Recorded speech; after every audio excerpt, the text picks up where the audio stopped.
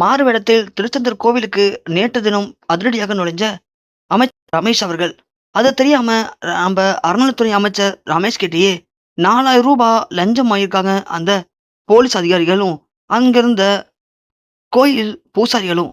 அத உடனடியாக கையும் களவுமா பிடிச்ச அமைச்சர் ரமேஷ் அவர்கள் உடனடியாக பணியிடை நீக்கம் பண்ணது மட்டும் இல்லாம, சில அதிரடியான சட்டங்கள இப்போ பிறப்பிச்சிருக்காரு. முதலமைச்சர் விஜய் அவர்கள் என்னைக்கு பதவியேற்றாரோ, அன்னைக்கு ஒரு விஷயத்த மட்டும் ரொம்ப தெளிவா சொல்லிட்டாங்க. இதுக்கு மேல தமிழ்நாட்டுல ஊழல் கண்டிப்பா இருக்கவே கூடாது. அப்படி ஊழல் கண்டுபிடிக்கப்பட்டா, கண்டிப்பா அவங்க மேல கடுமையான சட்டம் எடுப்போம் அப்படின்னு. ஆனா, அத கொஞ்சம் கூட பொருட்படுத்திக்காம, திமுகவை சேர்ந்த சில முக்கியமான நிர்வாகிகள் தொடர்ந்து திருச்செந்தூர் கோவில்ல கிட்டத்தட்ட வரிசையில நிக்காம அப்படியே நேரடியா போயி, சாமிய பார்ப்பதற்கு அதற்காக லஞ்சமும், அதே மாரி மொட்டை அடிக்கக்கூடிய இடத்துங்கள்ல லஞ்சமும், அன்னதானம் போடக்கூடிய இடங்கள்ல லஞ்சமும் வாங்கிக்கிட்டு, நெறைய அட்டூழியம் பண்ணிட்டு இருக்கதா நேரடியா நம்ப முதலமைச்சர் விஜய் அவர்களுக்கே இதுக்கான ஒரு சில பதிவுகள் கிடைச்சிருக்கு. அந்த பதிவுகள் அடிப்படையில தான் நம்ம முதலமைச்சர் விஜய் அவர்கள் நேற்று தினம் நம்ப அறநிலைத்துறை அமைச்சர் ரமேஷ நேரடியா கூப்பிட்டு பேசியிருக்காரு. ஸோ இது மாரி திருச்செந்தூர் கோவில உடனடியாக நீங்க மாறு வேஷத்துல போயிட்டு கண்காணிங்க. அங்க நெறைய லஞ்சம் கைமாறுதா தகவல் கிடைச்சிருக்கு அப்படின்னு விஜய் அவர்கள் சொன்ன அந்த வார்த்தைய கேட்டு, நம்ப அறநிலைத்துறை ரமேஷ் அவர்கள் உடனடியாக திருச்செந்தூர் கோவிலுக்கு மாறு இடத்துல போயிருக்காரு. அப்படி போன இடங்கள்ல இது மாரி நாங்க வெளியூர்லேருந்து வரோம். சாமிய உடனே பார்த்துட்டு கிளம்பணும். அதற்கு என்ன வேணுமோ கேட்டு வாங்கிக்கோங்க. குடுக்கறதுக்கு ரெடியா இருக்கோம் அப்பன்னு சொல்ல, 2 போலீஸ்காரங்க உடனடியாக நீங்க 4 பேர் இருக்கீங்க. ஆளுக்கு ரூ. 1000ன்னு 4000த்த என்னுடைய மொபைல்ல குடுங்க. ஸோ என் மொபைல் கணக்கு அமுத்திங்கன்னா, உடனே சாமிய பார்த்துடலாம்ன்னு சொல்லி, அவங்கள்ட்டருந்து ரூ. 4000 லஞ்சமா வாங்கிக்கிட்டு, நேரா கோவிலுக்கும் அழைச்சிட்டு போயிருக்காங்க. அழைச்சிட்டு போயிட்டு அங்க இருக்கக்கூடிய அந்த ஐயர கூப்பிட்டு, இது மாரி இவங்கள நேரடியா சாமி பார்க்க வைங்க அப்படின்னு அவங்களையும் சொல்லியிருக்காங்க. அவங்களும் அவங்கள நேரடியா சாமி பார்க்க அழைச்சிட்டு போயிருக்காங்க.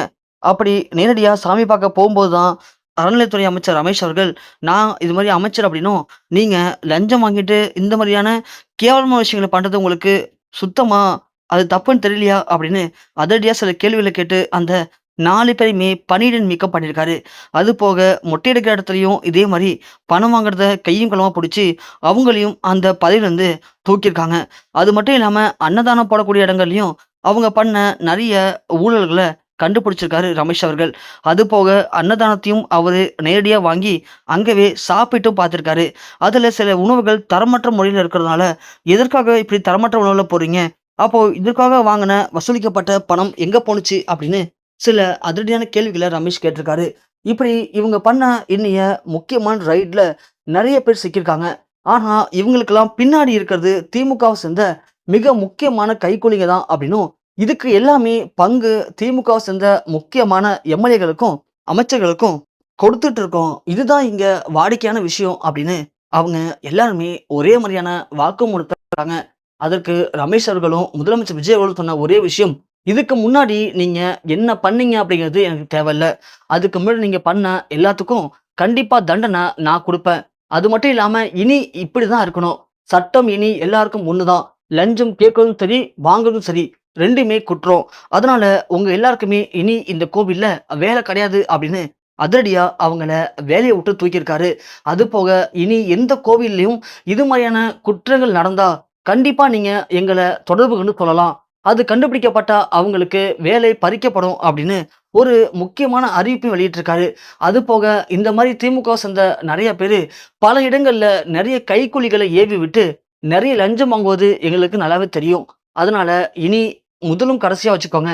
இதுக்கு மேல சிக்குனீங்க அப்படின்னா, அது யாரா இருந்தாலும் கண்டிப்பாக கைது செய்யப்படுவீங்க அப்படின்னு அவங்களுக்கும் ஒரு பெரிய எச்சரிக்கைய விடுத்திருக்காரு நம்ம முதலமைச்சர் விஜய் அவர்கள்.